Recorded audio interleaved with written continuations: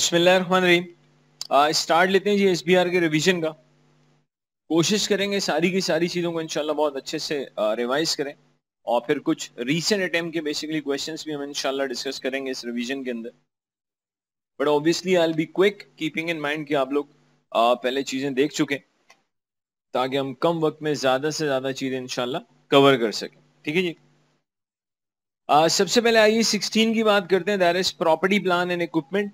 आइए 16 अच्छा हर चीज में ये भी डिस्कस करेंगे किस आईएएस में क्या चीजें बेसिकली याद होनी चाहिए। आइए 16 प्रॉपर्टी प्लान एंड इक्विपमेंट की अगर हम बात करते हैं तो सबसे पहले हमें डेफिनेशन पता होनी चाहिए।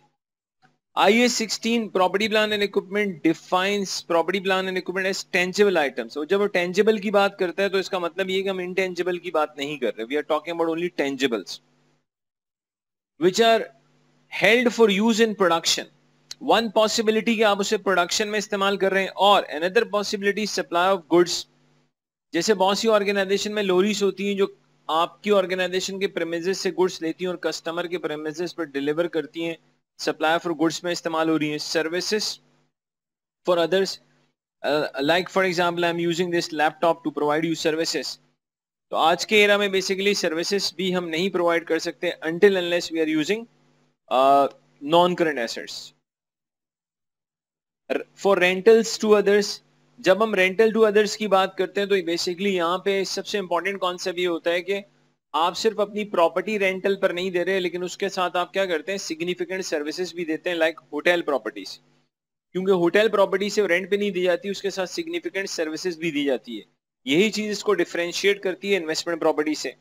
और फॉर एडमिनिस्ट्रेटिव पर्पजेस, अगला point are expected to be use for more than one period. जो उसकी यूजफुल लाइफ होगी बेसिकली वो 1 साल से ज्यादा होगी। अच्छा जी, इनिशियल रिकग्निशन वाला पॉइंट पता होना चाहिए। अगर मैं इनिशियल रिकग्निशन की बात करता हूं तो सारे के सारे जितने भी आईएएस हैं, इनफैक्ट जितने भी आईएफआरएस हैं, उनमें एसेट का रिकग्निशन क्राइटेरिया मोर और लेस सेम है, एक्सेप्ट आईएएस 37। वहां पर सिर्फ एसेट का रिकग्निशन क्राइटेरिया हमें डिफरेंट नजर आता है, बाकियों में नजर नहीं आता different. An item of property, plant and equipment should be recognized as an asset when it is probable, means more than 50% chances हैं assets future economic benefit will flow to the entity. The cost of the asset can be measured reliably.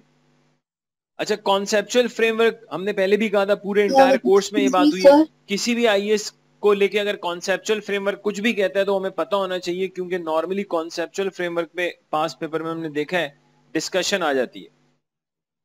The revised conceptual framework says that elements are recognized if recognition criteria results in relevant information of faithful representation of asset liability, resulting income expense or equity movement.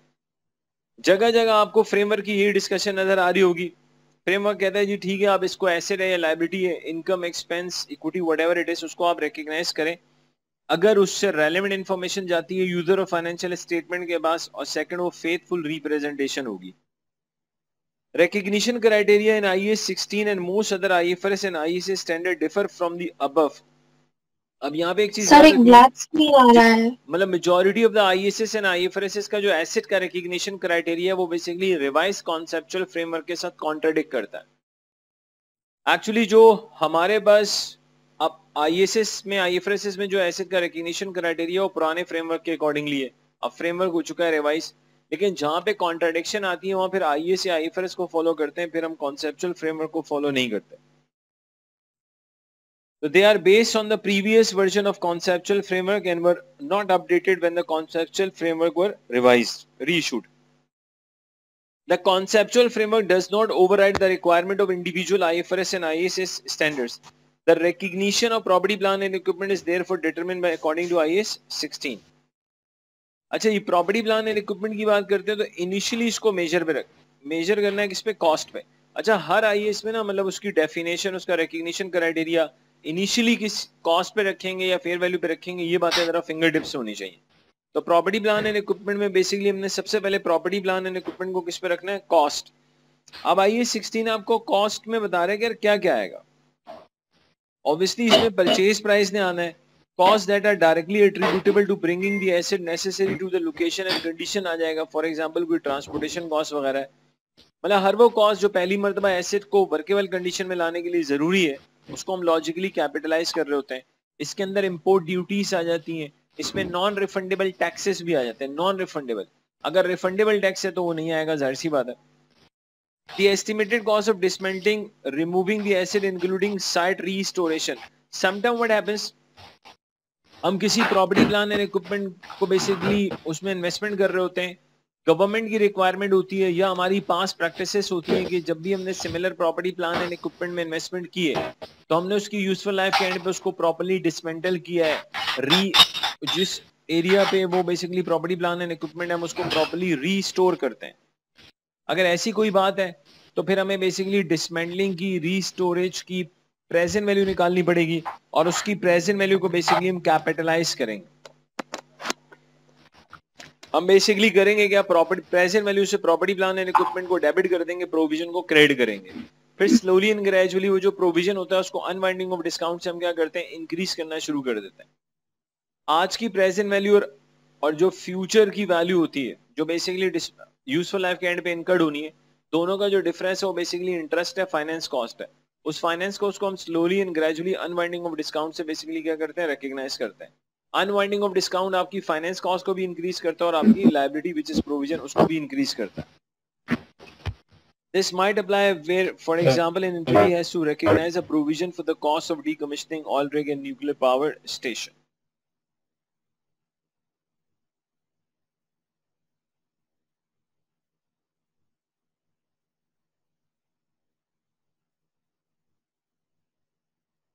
IE16 says that the following costs should never be capitalized. कुछ ऐसी cost है, sir cost does not mean कि हर पैसे को मैंने capitalise करना है। कुछ ऐसी कॉस्ट है जिसमें IE16 कैटेगोरिकली हमें मना करता है कि आपने इसको कैपिटलाइज नहीं करना। आपके एडमिनिस्ट्रेशन एंड जनरल ओवरहेड्स जो डायरेक्टली बेसिकली एट्रीब्यूटेबल नहीं है, लेट्स से उस मैन्युफैक्चरिंग ऑफ प्लांट से, परचेजिंग ऑफ प्लांट से, तो आप उसको कैपिटलाइज नहीं करेंगे। Abnormal cost, repairs, waste, idle time, cost incurred after the asset is physically ready for use. Sir जब एसेट आपका इस्तेमाल के काबिल हो गया उसके बाद जो कॉस्ट इनकर्ड हो रही है, unless these cost increases the economic benefit. लेकिन लेट्स से एसेट हमारा मैन्युफैक्चर हो चुका है, सब कुछ हो चुका है, रेडी फॉर यूज है, उसके बाद अगर कोई कॉस्ट इनकर्ड होती है जिससे बेसिकली मिलने वाले इकोनॉमिक बेनिफिट बढ़ जाते हैं, तो वो एक कैपिटल एक्सपेंडिचर होता है, उसको तो ऑब्वियसली कैपिटलाइज करते हैं, एसेट के कैरिंग अमाउंट में ऐड करते हैं। अदरवाइज जो नॉर्मली रिपेयर्स होती है उनको हम एक्सपेंस आउट करते हैं। Costs incurred in the initial operating period, such as initial operating losses, obviously ये capitalize नहीं होते। Further costs including before the machine is used at its full capacity. Costs of opening a new facility, introducing a new product, including advertisement, promotion, इसको आप expense out करेंगे। Conducting business in a new location with a new class of customer, including कोई training cost वगैरह की अगर हम बात कर रहे हैं तो उसको हम expense out करते हैं। कॉस्ट ऑफ रीलोकेशन, रीऑर्गेनाइजेशन को हम एक्सपेंस आउट करेंगे।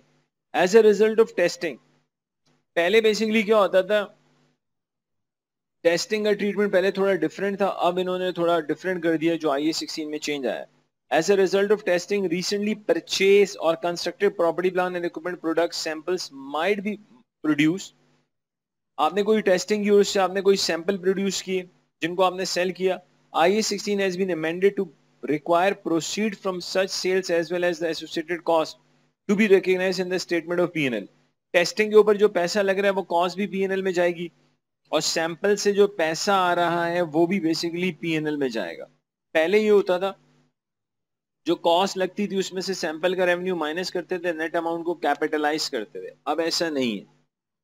Previously IE16 required these proceeds to be deducted from the carrying amount of the property, plan and equipment.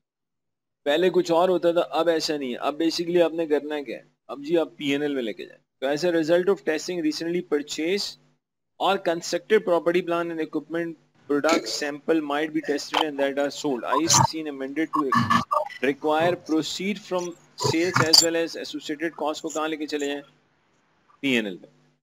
Measurement models, IE16 आपको अकाउंटिंग के लिहाज से दो चॉइसेस देता है और जब भी चॉइस की बात आती है तो उसको हम अकाउंटिंग पॉलिसी कहते हैं। इनिशियली तो देखें आपने एसेट को अंडर IE16 रखना ही कॉस्ट मॉडल पर है, लेकिन IE16 कहते हैं यार आपकी मर्जी है, आप कॉस्ट मॉडल को फर्दर फॉलो करें या रीवैल्यूएशन मॉडल पर जाएं। A very important point, logically हमें बेसिकली दोनों since we have the option, we have the choice, हमारी मर्जी हम कॉस्ट मॉडल पे जाएं रिवैल्यूएशन मॉडल पे। लॉजिकली हमें कॉस्ट या रिवैल्यूएशन मॉडल में से एक ऐसे मॉडल को चूज करना चाहिए जो ज्यादा रेलेवेंट इंफॉर्मेशन दे, ज्यादा फेथफुल रिप्रेजेंटेशन दे। उसका एक बड़ा आसान सा तरीका होता है, जस्ट फॉर एग्जाम्पल अगर आपके पास एक प्रॉपर्टी प्लान एंड इक्विपमेंट है जिसको आप प्रोडक्शन में इस्तेमाल कर रहे हैं, ऑफ कोर्स जिसे मैं प्रोडक्शन में इस्तेमाल कर रहा हूँ उसमें तो मेरी कोई इंटेंशन ना आज है ना कल है लेट से बेचने की, तो there is no problem at all कि मैं उसको कॉस्ट पे रखूँ। और ना ही मुझे लगता है कि मैक्रो इकोनॉमिक एनवायरनमेंट के चेंज होने से मेरे उस प्लांट की वैल्यू पे बहुत बड़ा कोई चेंज आने वाला है। लेकिन अगर हमारे पास कोई बिल्डिंग है, अब बिल्डिंग एक ऐसी चीज है जिसमें लेट से ऑफ हमारे बिजनेस के ही काम हो रहे, उस बिल्डिंग में IAS 16 ही लग रहा है। लेकिन नॉर्मली क्या होता है कि मैक्रो इकोनॉमिक एनवायरनमेंट के चेंज होने से बिल्डिंग की वैल्यू बहुत ज्यादा फ्लक्चुएट करती है। तो कंपनी को ऐसा लग सकता है कि अगर हम बिल्डिंग को रिवैल्यूएशन मॉडल पे रखें तो हम ज्यादा बेहतर इंफॉर्मेशन दे पाएंगे अपने यूजर ऑफ फाइनेंशियल स्टेटमेंट्स को।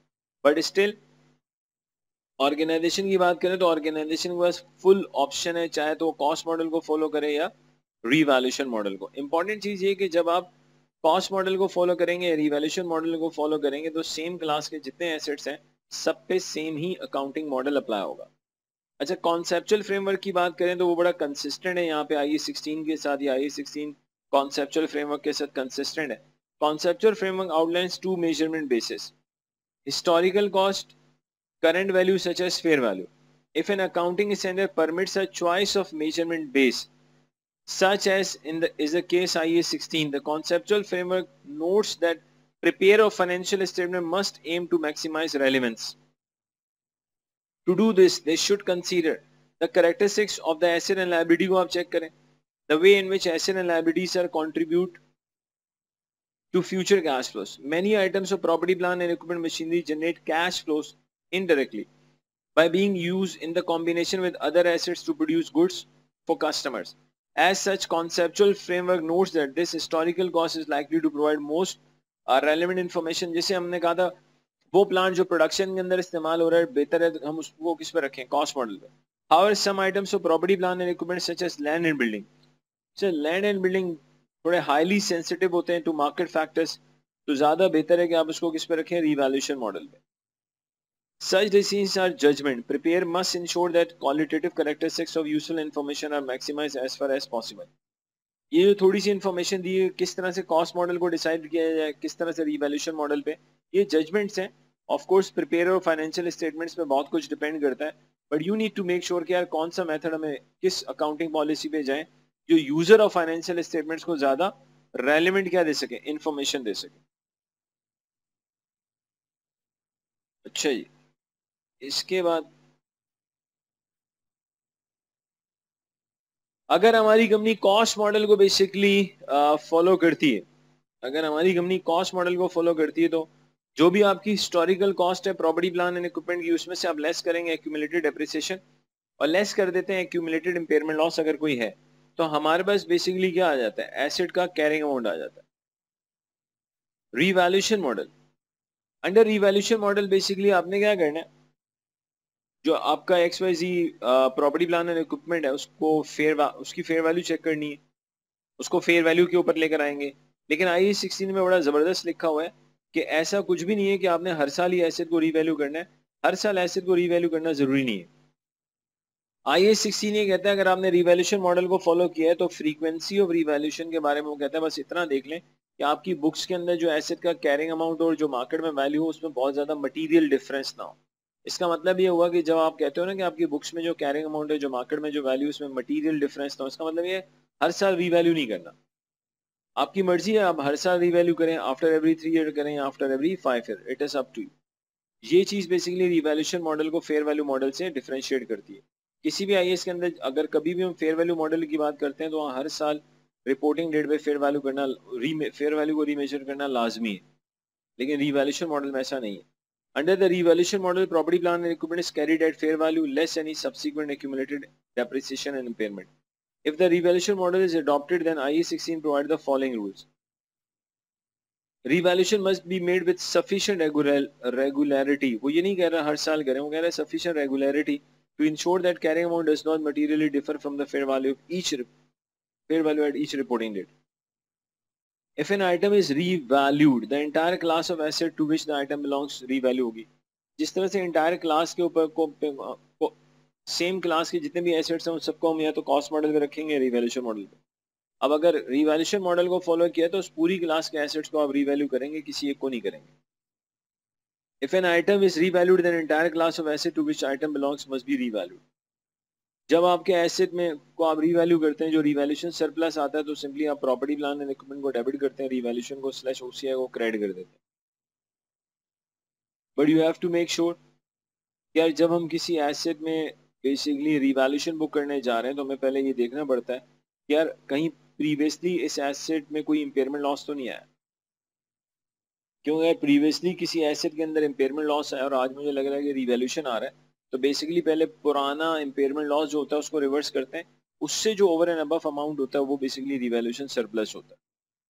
If a revaluation increases the value of an asset, the increase is presented in other comprehensive income. This and disclosed as an item that will not be recycled to P&L.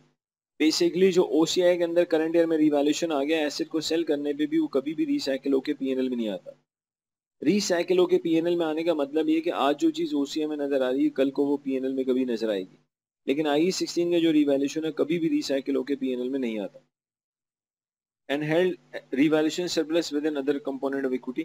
If revaluation decreases the value of the asset, अगर मिसाल के तौर पे इसको यूं समझे, हम पहली मर्तबा एक प्रॉपर्टी प्लान एंड इक्विपमेंट को रीवैल्यू करने जा रहे हैं, अब जरूरी थोड़ी कि वैल्यू बढ़े। फर्स्ट टाइम ही अगर मैं एक एसेट को रीवैल्यू करता हूँ और वैल्यू बढ़ने की बजाय कम हो जाती है तो लॉजिकली वो एक इम्पेयरमेंट लॉस है जो कि P&L में आ रहा होता है। If the revaluation decreases, the value of the asset decrease should be recognized immediately in P&L unless there is a revaluation reserve. एक ऐसा एसेट है लेट्स से जिसके कैरिंग अमाउंट के अंदर पहले से 1000 का रिवैल्यूएशन मौजूद है, इस वक्त उसकी फेयर वैल्यू कम हो चुकी है।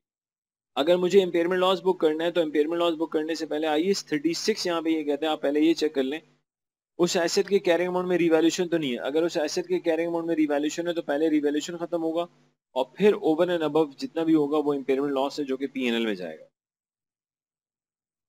यहाँ भी यही बात कह रहा है, if a revaluation decreases the value of the asset the decrease should be recognized immediately in P&L unless there is a revaluation reserve, तो पहले वो खत्म होगा।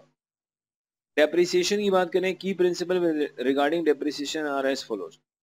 All property plan and equipment with a finite useful life.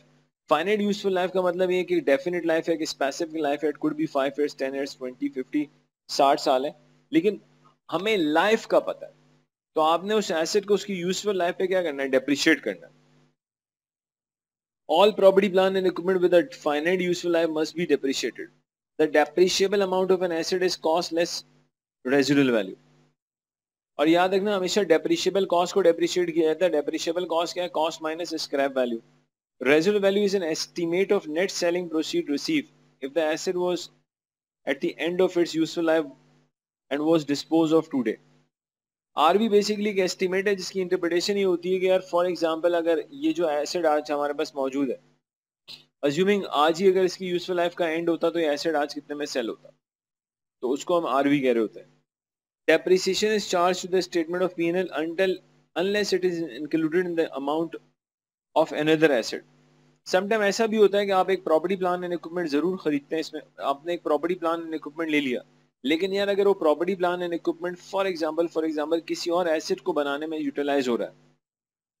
Example अगर मैं दूं, let's say हमने एक प्लांट खरीदा और वो जो प्लांट है बेसिकली उसको हम यूटिलाइज कर रहे हैं अपनी बिल्डिंग की कंस्ट्रक्शन में। तो यार अगर मैं प्लांट को यूटिलाइज कर रहा हूँ अपनी बिल्डिंग की कंस्ट्रक्शन में, तो प्लांट का जो डेप्रिसिएशन होगा उसको मैं एक्सपेंस आउट नहीं करूंगा, बल्कि लॉजिकली उस प्लांट के डेप्रिसिएशन को मैं बिल्डिंग के कैरिंग अमाउंट का हिस्सा बना दूंगा।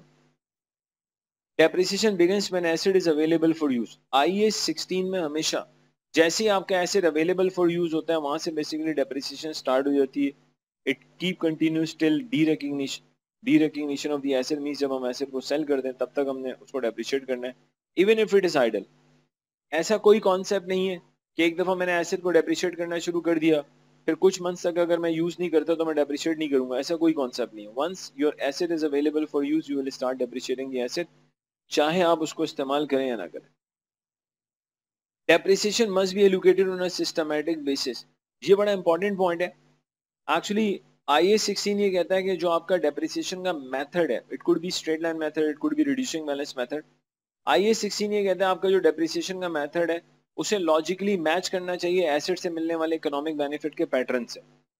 अगर आपको लगता है जिस एसेट में आपने इन्वेस्टमेंट की उससे मुझे इकोनॉमिक बेनिफिट एक जैसे मिलेंगे सारी जिंदगी, अगर सारी जिंदगी एक जैसे बेनिफिट मिलेंगे तो डेफिनेटली आप किस पे चले जाएं, स्ट्रेट लाइन मेथड पे चले जाएं। लेकिन अगर आपको लगता नहीं है शुरू में मुझे ज्यादा बेनिफिट मिलेंगे बाद में कम बेनिफिट मिलेंगे, तो आप रिड्यूसिंग बैलेंस मेथड में चले जाएं, क्योंकि रिड्यूसिंग बैलेंस मेथड में भी कुछ ऐसे ही होता है, शुरू में ज्यादा एसेट डेप्रिशिएट होता है बाद में कम डेप्रिशिएट होता है। तो अगर सिंपल सा कॉन्सेप्ट क्या है, एक जैसे बेनिफिट मिल रहे हैं तो गो फॉर स्ट्रेट लाइन, शुरू में ज्यादा बेनिफिट मिल रहे हैं बाद में कम बेनिफिट मिल रहे हैं तो go for reducing balance method. इससे हटके एग्जाम्पल दे रहा हूँ सिर्फ समझाने के लिए, एक जैसे बेनिफिट की और शुरू में ज्यादा बाद में कम बेनिफिट की एग्जाम में मत लिखिएगा, लेकिन मसला होगा आपको। एक जैसे बेनिफिट की बात करें, जैसे मिसाल के तौर पे बाज बच्चे होते हैं, ठीक है, उनको पेरेंट्स से सारी जिंदगी एक ही जैसी रिस्पेक्ट मिलती रहती है, जो कि कोई देयर इज नो रिस्पेक्ट, वही रिस्पेक्ट मिलती है बेचारों को सारी जिंदगी, अल्लाह माफ करे, पेरेंट्स से सुनते ही रहता है। तो ये स्ट्रेट लाइन की एग्जाम्पल होगी। रिड्यूसिंग बैलेंस की एग्जाम्पल की अगर रिड्यूसिंग बैलेंस मेथड की अगर मैं एग्जाम्पल दूं, तो नॉर्मली जो न्यूली मैरिड कपल होता है उसमें हस्बैंड को शुरू में बहुत इज्जत दी जाती है, बाद में आहिस्ता आहिस्ता अल्लाह माफ करे उसको भी फिर सुननी पड़ जाती है, यार ये क्या हो गया। तो reducing balance method Aahista Aahista इज्जत का लेवल अल्लाह माफ करे कम हो जाता है। तो ये वो एग्जाम्पल्स हैं जो आपको रिड्यूसिंग बैलेंस और स्ट्रेट लाइन में काम आएंगी, एग्जाम में नहीं लिख सकते, सॉरी के साथ। अच्छा, ये बड़ा इंपॉर्टेंट कॉन्सेप्ट है, अगर एसेट से मिलने वाले इकोनॉमिक बेनिफिट का पैटर्न चेंज हो जाए तो फिर आपको ना डेप्रिसिएशन का मेथड भी चेंज करना पड़ेगा, और डेप्रिसिएशन का जब मेथड चेंज होता है that is change in estimate, और चेंज इन एस्टीमेट को प्रोस्पेक्टिवली लगाया जाता है। चेंज इन एस्टीमेट को हम किस तरह से अप्लाई करते हैं, prospectively. Depreciation method based on the revenue generation, ये बेसिकली एक्सेप्टेबल नहीं है। पास कंपनीज इस तरह की बात कहती हैं या प्रपोजल देती हैं कि यार बेसिकली हमें काम करना चाहिए, जितना हम रेवेन्यू बुक करें उतना है हमारा एसेट क्या होना चाहिए, depreciate. This is not acceptable, logical नहीं है, क्योंकि आपका जो रेवेन्यू है बेसिकली वो किसी वजह से भी इंक्रीज हो सकता है। आप डिस्काउंट दे दें बहुत ज्यादा तो रेवेन्यू इंक्रीज हो जाएगा, इन्फ्लेशन की वजह से भी आपका ओवरऑल रेवेन्यू बढ़ सकता है। तो ज्यादा बेहतर है कि बेसिकली हम एसेट को उसकी लाइफ के ऊपर डेप्रिशिएट करें, स्ट्रेट लाइन मेथड पे या रिड्यूसिंग बैलेंस पे, क्योंकि रेवेन्यू की बेसिस पे करेंगे तो थोड़ा लॉजिक इसलिए भी नहीं बनेगी। अल्लाह ना करे जैसे कोविड वगैरह आ गया था द वे बैक, तो अगर उस टाइम में कोई आपका यूनिट सेल ही नहीं हुआ तो क्या फिर आप एसेट को डेप्रिशिएट ही नहीं करेंगे? अगर आप एसेट को डेप्रिशिएट ही नहीं करेंगे तो IAS 16 के अगेंस्ट चला जाएगा। IAS 16 तो कैटेगोरिकली कहता है वंस आपका asset ready to use available for use you should start depreciating it, चाहे वो आइडल पड़ा हुआ है। Depreciation method based on revenue generated by an activity are not appropriate. This is because revenue reflects many factors such as inflation, sale prices, sales volume rather than the economic consumption of an asset. The depreciation method, residual value, useful life of an asset should be reviewed annually and revise if necessary. Any adjustment को हम क्या लेंगे, change in accounting estimate, जो कि prospectively लगता है। आपने IAS 16 में प्रॉपर्टी प्लान एंड इक्विपमेंट में रेजिडुअल वैल्यू को, यूजफुल लाइफ को, डेप्रिसिएशन के मेथड को हर साल क्या करना है, एनुअली रिव्यू करना है। और अगर लगता है कि यार हमें चेंज करना चाहिए तो बिल्कुल चेंज करें और उसको प्रोस्पेक्टिवली अप्लाई करें। फाइनल कॉन्सेप्ट आ रहा है जी IAS 16 का, कंपोनेंटाइजेशन। कंपोनेंटाइजेशन बेसिकली क्या है, काफी पहले बेसिकली एक कॉन्सेप्ट हुआ करता था जिसको हटा के इन्होंने कंपोनेंटाइजेशन लेकर आ गए, कॉम्प्लेक्स एसेट। ये वही चीज है, बेसिकली नाम चेंज है। बेसिकली कंपोनेंटाइजेशन में बेसिकली क्या होगा कि जो आपका XYZ एसिड है बेसिकली वो कॉम्बिनेशन होगा मल्टीपल कंपोनेंट्स का, जहां हर कंपोनेंट की यूजफुल लाइफ अलग होगी। तो कंपोनेंटाइजेशन के अंदर IAS 16 ये कहता है कि यार आप एक काम करें, क्योंकि हर कंपोनेंट की यूजफुल लाइफ अलग है, तो आप इंटायर एसिड को किसी सिंगल मेथड पे डेप्रिशिएट ना करें, बल्कि हर कंपोनेंट को सेपरेटली क्या करें, डेप्रिशिएट करें। इसकी बड़ी जबरदस्त क्लासिक एग्जांपल हो सकती है if we talk about aeroplane. Aeroplane में बेसिकली जो इंजन है उनको आप ज्यादा लॉजिकल है फ्लाइंग आवर्स के ऊपर डेप्रिशिएट करें। उसका जो एक्सटीरियर है उसका डेप्रिसिएशन का मेथड अलग होना चाहिए, उसके अंदर जो कैबिन फिटिंग्स होती हैं उसका डेप्रिसिएशन का मेथड अलग होना चाहिए। क्यों? क्योंकि एक्चुअली हर एक की लाइफ अलग है। Let's talk about a car. Car की भी अगर हम बात करें तो उसके एक्सटीरियर की लाइफ अलग है, उसके इंटीरियर की लाइफ अलग है, उसके इंजन की लाइफ अलग है। तो कंपोनेंटाइजेशन में बेसिकली हम ये कहते हैं यार आपका वो एसेट जो बेसिकली कॉम्बिनेशन है मल्टीपल कंपोनेंट्स का, where each component is having a different useful life, अब हर कंपोनेंट को उसकी यूजफुल लाइफ के ऊपर बेसिकली क्या करें, डेप्रिशिएट। फिर एक और छोटा सा कॉन्सेप्ट आ जाता है, मेजर ओवरहॉलिंग बोलते हैं आप। मेजर ओवरहॉलिंग का बेसिकली कॉन्सेप्ट क्या है, देखिए एक होती है रूटीन इंस्पेक्शन। अब रूटीन इंस्पेक्शन को तो बेसिकली हम एक्सपेंस आउट करेंगे, लेकिन एक होती है मेजर इंस्पेक्शन। अब वो जो मेजर इंस्पेक्शन होती है उसको बेसिकली IAS 16 कहते हैं आप कैपिटलाइज करें। फॉर एग्जाम्पल आप एयरलाइन के बिजनेस के अंदर मौजूद हैं लेट से, और सिविल एविएशन अथॉरिटी आपको ये कहती है आफ्टर एवरी 3 इयर्स आपको अपने एयरक्राफ्ट की डिटेल इंस्पेक्शन करवानी है, जिसमें आपके लेट से $6 मिलियन लगेंगे। ओ भाई अगर मेरे $6 मिलियन लगेंगे, हर 3 साल के बाद मुझे इतनी डिटेल इन्वेस्टिगेशन उसकी करवानी है, इतनी डिटेल मुझे उसकी इंस्पेक्शन इनफैक्ट करवानी है, जिसमें हर 3 साल के बाद मेरे $6 मिलियन लगेंगे। तो IAS 16 ये कहता है आप एक काम करो, $6 मिलियन को एज एन एसेट कैपिटलाइज कर लो और ओवर 3 इयर्स इसको आप क्या करें, डेप्रिशिएट कर लें। तो अगर कोई मेजर इंस्पेक्शन है तो उसको बेसिकली हम कैपिटलाइज करते हैं। Some assets such as aircrafts can only be operated if regular inspection for faults are carried out. The cost of these inspection can be capitalized. लेकिन ये रेगुलर वाली कैपिटलाइज नहीं होगी, कौन सी वाली कैपिटलाइज होगी, जो मेजर इंस्पेक्शन होगी। ठीक है, यहाँ से पढ़ते हो तो ऐसा लग रहा है कि रेगुलर वाले को क्या करना है, कैपिटलाइज। रेगुलर वाला कैपिटलाइज नहीं होता, फ्लाइंग से पहले थोड़ी बहुत जो बेसिकली इंस्पेक्शन हो रही होती है, ठीक है, या लैंडिंग के बाद थोड़ी बहुत जो इंस्पेक्शन वो रूटीन है, उसको कैपिटलाइज नहीं करते। जो मेजर इंस्पेक्शन होगी जिसके मैंने आपको एग्जांपल दी उसको कैपिटलाइज करते हैं। Any remaining carrying amount relating to the previous inspection को आप भी रिकॉग्नाइज कर दें। जब नई इंस्पेक्शन हो रही होगी तो पुरानी इंस्पेक्शन का कैरिंग अमाउंट बुक से क्या होगा, चला जाएगा। Depreciation should be charged separately on each significant component part of an item of property, plant and equipment. Parts which have the same useful life उनको आप क्या कर सकते हैं, ग्रुप कर सकते हैं। डी रिकग्निशन, ऑब्वियसली अगर मैंने एक प्रॉपर्टी, प्लान एंड इक्विपमेंट को सेल कर दिया है तो यार आपने करना ये कि जो सेल प्रोसीड है उसको एसेट के कैरिंग अमाउंट से कंपेयर करें। अगर मिलने वाला जो पैसा है वो एसेट के कैरिंग अमाउंट से ज्यादा है तो गेन ऑन डिस्पोजल P&L में आएगा, और मिलने वाला पैसा जो पैसा हमें मिला है वो बेसिकली एसेट के कैरिंग अमाउंट से कम है तो लॉस ऑन डिस्पोजल है, वो भी बेसिकली कहाँ पे आता है, P&L में। IAS 16 आपको डिस्क्लोजर में कहता है आप मेजरमेंट बेसिस बता दें, आप बता दें कॉस्ट मॉडल है, रिवैल्यूएशन मॉडल है, यूजफुल लाइफ बता दें, डेप्रिसिएशन के रेट्स बता दें, रिकंसिलेशन बता दें। बेसिकली रिकंसिलेशन में आपको ये बताना होता है कि आपके प्रॉपर्टी, प्लान एंड इक्विपमेंट के ओपनिंग बैलेंसेस क्या है और जो क्लोजिंग बैलेंस है उनका डिफरेंस क्या है। आप ओपनिंग बैलेंस लोगे, ड्यूरिंग देयर अगर कोई एडिशन है वो ले लोगे, ड्यूरिंग देयर कोई रिवैल्यूएशन है वो ले लेंगे, डेप्रिसिएशन माइनस कर देंगे, ड्यूरिंग देयर कोई डिस्पोजल है वो माइनस कर देंगे, तो ऑब्वियसली आपके पास क्लोजिंग अमाउंट आ जाएगा।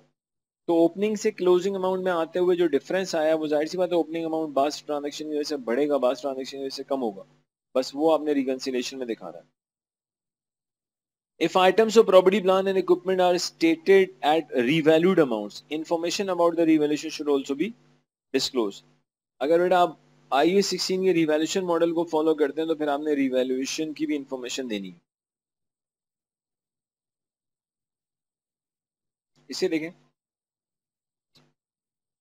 अच्छा, एक चीज हम सबको बहुत अच्छे से पता है, अगर हम बात करते हैं किसकी, SBR की, तो बेटा पहले भी बात हो चुकी, मेंटली प्रिपेयर रहेगा।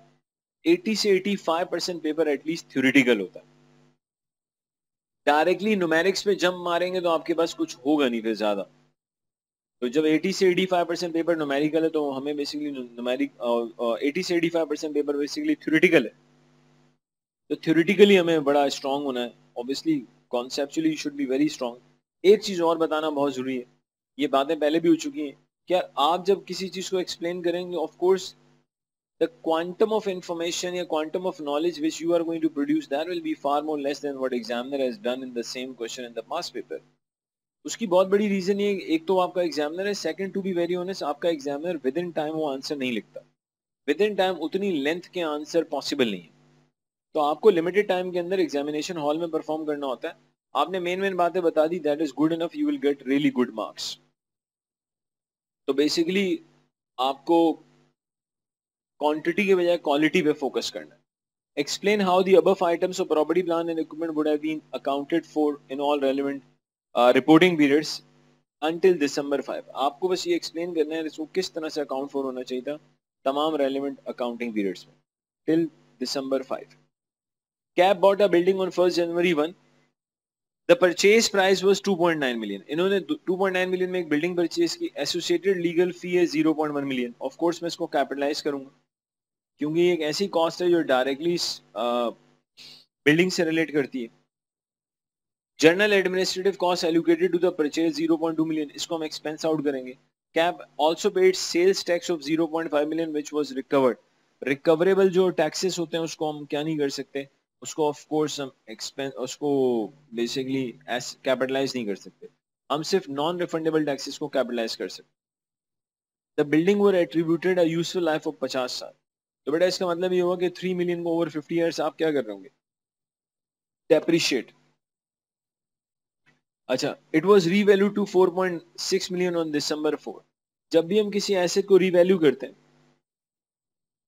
बिफोर रिवैल्यूएशन हमें पहले उस एसेट का कैरिंग अमाउंट निकालना पड़ता है, यानी कि ओरिजिनल कॉस्ट लेंगे, उसमें से लेस कर देंगे एक्यूमुलेटेड डेप्रिसिएशन, फिर उस एक्यूमुलेटेड डेप्रिसिएशन को रीवैल्यूड अमाउंट से कंपेयर करेंगे, और आफ्टर रिवैल्यूएशन एसेट को हमेशा रिमेनिंग यूजफुल लाइफ के ऊपर हम डेप्रिशिएट करते हैं।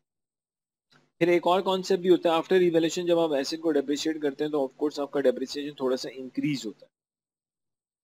वो जो इंक्रीज इन डेप्रिसिएशन आपके पास आ रहा होता है, तो बाज़ ऑर्गेनाइजेशन की पॉलिसी होती है कि वो रिवैल्यूएशन को over the remaining life useful life of the asset क्या करते हैं, रियलाइज करते हैं, मींस आहिस्ता आहिस्ता रिवैल्यूएशन को रिटेन अर्निंग में लेके जाते हैं। लेकिन ऐसा करना जरूरी नहीं है, ये एक अकाउंटिंग पॉलिसी है। कुछ भी मेंशन ना हो तो एग्जाम में आप किसी भी अदम्पशन में काम कर सकते हैं। आसान अदम्पशन तो यही है कि कंपनी क्या नहीं कर रही, रिवैल्यूएशन को रियलाइज नहीं कर रही। अच्छा, फिर एक और चीज, ये बात हो चुकी है, आफ्टर रिवैल्यूएशन एसेट को हम रिमेनिंग लाइफ पे डेप्रिशिएट करेंगे। अब सबसे पहले दिसंबर 4 तक हमें डेप्रिशिएट करना पड़ेगा 3 मिलियन को, यानी कि 2001, 2, 3, 4, 4 साल का पहले आप डेप्रिसिएशन माइनस करेंगे, उसके बाद एक कैरिंग अमाउंट आएगा, उसको आप क्या करेंगे 4.6 से बेसिकली कंपेयर करेंगे, यानी कि हम 3 मिलियन उसमें से अगर हम लेस करते हैं एक्यूमुलेटेड डेप्रिसिएशन, 3 को अगर मैं 50 से डिवाइड करूंगा, 4 से मल्टीप्लाई करूंगा, मेरे पास एक कैरिंग अमाउंट आ जाएगा। जो भी कैरिंग अमाउंट आएगा उसको मैं 4.6 से कंपेयर करूंगा, तो डिफरेंस मेरे पास बेसिकली क्या आ जाएगा, एक रिवैल्यूएशन सरप्लस। दिसंबर 5 ने आपने इस एसेट को बेच दिया, तो बेटा दिसंबर 5 में जब मैंने इस एसेट को बेचा है तो सबसे पहले 2005 में हमने 4.6 मिलियन को उसकी रिमेनिंग लाइफ पे डेप्रिशिएट किया होगा। अगेन हम 4.6 मिलियन की क्या करेंगे, 4.6 मिलियन का दिसंबर 5 पे पहले कैरिंग अमाउंट निकाल लेंगे, और उस कैरिंग अमाउंट में 5 मिलियन का जो डिफरेंस होगा वो गेन होगा। तो ऑब्वियसली यहाँ पे गेन ही नजर आ रहा है। इसके बाद देखें, फिर देखते हैं क्या करना है। Cap purchase a machine on 1 जनवरी 3, 1 लाख की इसने मशीन परचेज की है and attributed it with a useful life of 10 years, और इसके अकॉर्डिंगली इसकी यूजफुल लाइफ 10 साल है। परचेज कब की है 113। On 115 cap reduce the estimated remaining useful life 4 years. जो शुरू में इसने कहा था लाइफ 4 साल होगी और 10 साल होगी, अब वो बेसिकली जनवरी 5 में कह रहे हैं नहीं यार अब इसकी लाइफ से रिमेनिंग 4 साल है। अब देखिए बेसिकली 2003 में और 2004 में दोनों में बेसिकली आपने एसेट को 10 इयर्स के ऊपर डेप्रिशिएट किया हो। अच्छा, 10 साल पे डेप्रिशिएट करने का मतलब है कि मशीन हमारी 1 लाख की है, 10 से डिवाइड करें तो 10 साल, तो हर साल जब आपने इसको डेप्रिशिएट किया, यानी कि दिसंबर 2004 में इस एसेट का जो कैरिंग अमाउंट होगा वो बेसिकली 80,000 होगा। अब 2005 से बेसिकली आप इसकी लाइफ चेंज कर रहे हैं, अब आप कह रहे हैं इसकी यूजफुल लाइफ सिर्फ 4 इयर्स है, तो इट मीन्स 2005 में बेसिकली हम 80,000 को किससे डिवाइड कर दें, 4 से, तो हमारे पास 2005 का डेप्रिसिएशन आ जाएगा। अगर आप देखें तो यहाँ कुछ ऐसा ही। और जब एक एसेट को आप सेल कर देते हैं, बेटा जब आप एक एसेट को सेल कर देते हैं तो उसके कैरिंग अमाउंट में जो रिवैल्यूएशन सरप्लस होता है डिस्पोजल पे वो रियलाइज हो जाता है। रियलाइज भी इस तरह से होता है, आप रिवैल्यूएशन सरप्लस को या ओसीई को डेबिट करते हैं और रिटेन अर्निंग को क्रेडिट कर देते हैं। जी इसमें देखें हमारे पास 3 मिलियन का एसेट आ गया, ये हर साल का डेप्रिसिएशन है। 3 मिलियन को अगर आप 46 से मल्टीप्लाई करेंगे, 50 से डिवाइड करेंगे, तो डायरेक्टली आपके पास कैरिंग अमाउंट आ गया। आप 3 मिलियन लिखो, उसमें से 4 साल का एक्यूमुलेटेड डेप्रिसिएशन बेसिकली माइनस करें तो भी 2.76 आता है, और ये डायरेक्टली 2.76 आ रहा है। तो 2.76 का कैरिंग अमाउंट है, 4.6 से कंपेयर किया तो रिवैल्यूएशन आ रहा है 1.84। अब बेटा इसको रिमेनिंग लाइफ पे डेप्रिशिएट करेंगे 2005 में। 4 साल हो चुके थे जनवरी 2005 से पहले पहले, और हमारा ऐसे रीवैल्यू होके आ चुका था 4.6 पे। तो 2005 में इसको जब 46 से डिवाइड करेंगे तो डेप्रिसिएशन 0.5 आएगा। इसका मतलब हमारे पास बिफोर डिस्पोजल एसेट का जो कैरिंग अमाउंट है 4.5 और आपने उसको कितने में सेल किया 5 मिलियन में। 0.5 आपके पास गेन और डिस्पोजल है जो कि पीएनएल में आएगा। लेकिन साइमल्टेनियसली आपके पास जो अदर कंपोनेंट ऑफ इक्विटी में रीवैल्यूएशन सरप्लस पड़ा हुआ है वो डेबिट होगा, रिटेन अर्निंग क्रेडिट होगी। इंपॉर्टेंट चीज ये है कि 1.84 से ओसीआई डेबिट नहीं होता। जब एसेट को हम सेल करते हैं तो पुराने जितने रीवैल्यूएशन होते हैं वो रियलाइज होकर रिटेन अर्निंग भी चले जाते हैं। ये मशीनरी वाला केस आ गया, शुरू में 10 ईयर्स पे डेप्रिशिएट किया, लास्ट ईयर में हमने बेसिकली उसको डेप्रिशिएट करना है किस पे, रिमेनिंग लाइफ। लास्ट ईयर में जो हम उसको डेप्रिशिएट करेंगे रिमेनिंग लाइफ पे डेप्रिशिएट करेंगे, और रिमेनिंग लाइफ पे भी इस तरह से डेप्रिशिएट करेंगे। पहले हम 1 लाख लेंगे, पुराने दोनों डेप्रिसिएशन माइनस करेंगे तो 80,000 आ जाएगा। 80,000 को बेसिकली रिमेनिंग जो लाइफ चेंज हुई है अब रिमेनिंग लाइफ 4 ईयर से उस पर डेप्रिशिएट करेंगे। ऐसा ही हो रहा है अगर आप देखें। इसे जरा जल्दी से देख लेते हैं। अच्छा, इसमें देखिए वो कह रहे हैं discuss the accounting treatment of the above items in the financial statement. कोई अकाउंटिंग ट्रीटमेंट है तो बताएं जी आप। Vader is reviewing the accounting treatment of its building. The company uses revaluation model for its building. The building had originally cost 10 million. Building की जो original cost है basically कितनी है 10 million है. On June 5 had a useful economic life 20 years. They are being depreciated on a straight line basis to a nil residual value. The building was revalued downward. देखिए एक asset, अगर एक asset को आप revaluation model में रखते हो और पहली मर्तबा में वैल्यू बढ़ती नहीं बल्कि कम हो जाती है तो लॉजिकली वो एक इम्पेयरमेंट लॉस है। और क्योंकि फर्स्ट टाइम में वैल्यू बढ़ नहीं रही बल्कि कम हो रही है, फर्स्ट टाइम में वैल्यू कम हो रही है, that is an impairment loss. Entire impairment loss is charge to P&L. और कल को अगर वैल्यू बढ़ेगी तो रिवर्सल ऑफ इम्पेयरमेंट लॉस होगा, तो उसको भी देख लेंगे। तो इसमें अगर आप चेक करें जो बिल्डिंग्स ली गई हैं वो 10 मिलियन की ली गई हैं जून 5 को, ठीक है जी। और यूजफुल लाइफ बताएगी ये कितनी 20 ईयर्स। इसके बाद 31 मई को, एक साल के बाद ही उसकी वैल्यू बेसिकली किस पे आ रही है 8 पे आ रही है। इसका मतलब ये हुआ अगर हम बात करें 31 में 2006 की,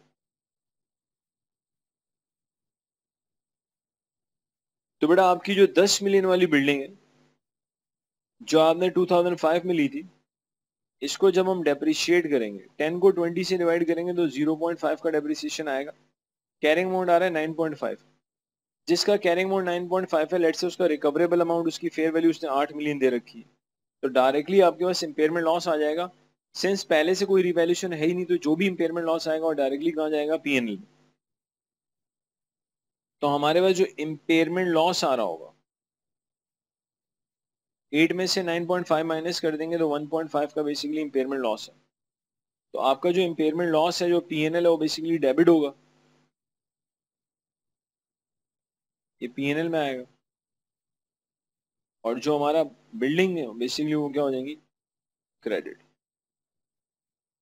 अब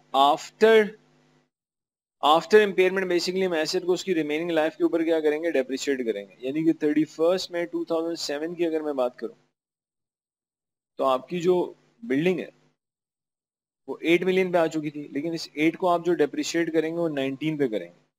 तो इस 8 मिलियन को अगर मैं 19 से डिवाइड कर दूं तो मेरे पास 0.42 का डेप्रिसिएशन आता है। यानी कि मेरे पास अब जो कैरिंग अमाउंट आ रहा है वो 7.58 आ रहा है। अब जिसका कैरिंग अमाउंट 7.58 है, जिसका कैरिंग अमाउंट 7.58 है 31 में 7 को उसकी फेयर वैल्यू इंक्रीज होकर 11 पे आ चुकी है। अगर उसकी फेयर वैल्यू इंक्रीज होकर 11 पे आ चुकी है तो देखें पहले इंपेयरमेंट लॉस आया था, बाद में वैल्यू बढ़ रही है, तो ये रिवर्सल ऑफ इंपेयरमेंट का सिनेरियो आ गया।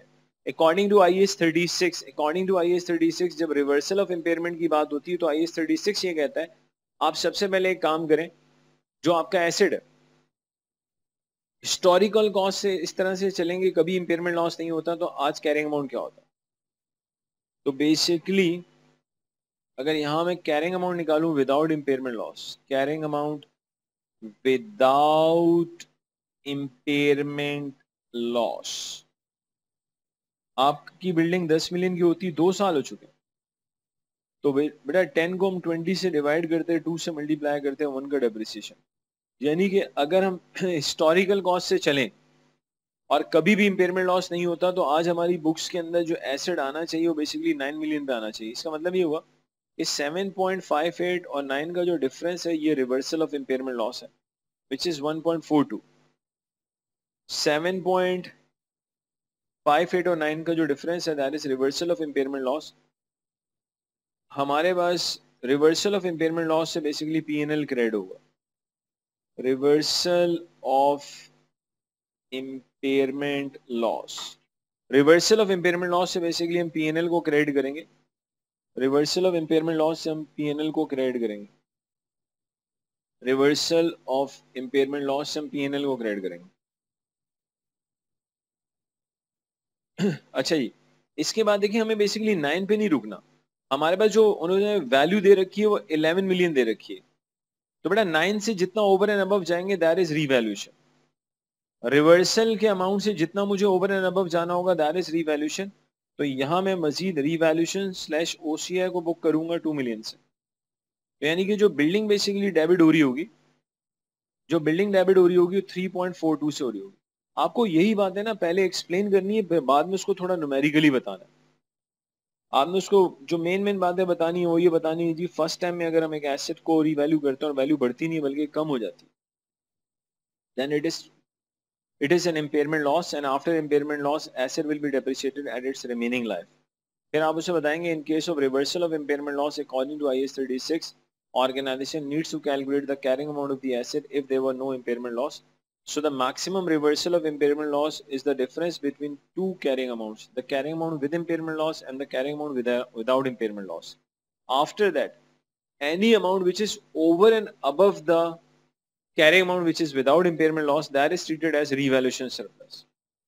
तो ये थोड़ी सी आप पहले उसे डिस्कशन करेंगे, उसके बाद ये आपने कुछ न्यूमेरिकली उसको बता देना। अच्छा जी, ये हमने सारा, अच्छा जी ये क्रेडिट है, ये भी क्रेडिट है, ये डेबिट है। Now let's talk about IAS 20। अच्छा IAS 20 से पहले एक दो चीजें खाली बताना चाह रहा हूँ IAS 16 की। देखिए बाज organization what do they do, basically वो क्या करती हैं कि उन ऑर्गेनाइजेशन के पास अपनी प्रॉपर्टीज होती हैं जो अपने एम्प्लॉयज को देती हैं। अगर कंपनीज के पास अपनी ही प्रॉपर्टीज हैं जो अपने एम्प्लॉयज को देती हैं, मजे की बात है कि उनको रेंट पर देती हैं और रेंट लेट से मार्केट से कम चार्ज करती हैं, ठीक है। अब अगर वो ऑर्गेनाइजेशन ये चाहती है कि हम उन प्रॉपर्टीज से आने वाला जो रेंटल इनकम है वो जो प्रॉपर्टीज है उस पर इन्वेस्टमेंट प्रॉपर्टी IAS 40 अप्लाई करें, तो वो अप्लाई नहीं होगा, क्योंकि बेसिकली वो एक किस्म की ओनर ऑक्यूपाइड प्रॉपर्टी है, बिजनेस में यूज हो रही है, क्योंकि आप किसी और को नहीं देते, अपने एम्प्लॉयज को ही वो प्रॉपर्टी देते हैं। तो किसी और को आप रेंट पे दे ही नहीं रहे, अपने ही एम्प्लॉयज को दे रहे हो, तो हम कहते नहीं यार इस पर आप IAS 16 अप्लाई करें, इस पर आप IAS 40 अप्लाई ना करें। IAS 20 की बात करें गवर्नमेंट ग्रांट की, बेसिकली गवर्नमेंट ग्रांट की इंटरप्रिटेशन या मीनिंग हम ये लेते हैं कि यार बेसिकली हमें रिसोर्सेज ट्रांसफर होनी चाहिए from the government to the entity.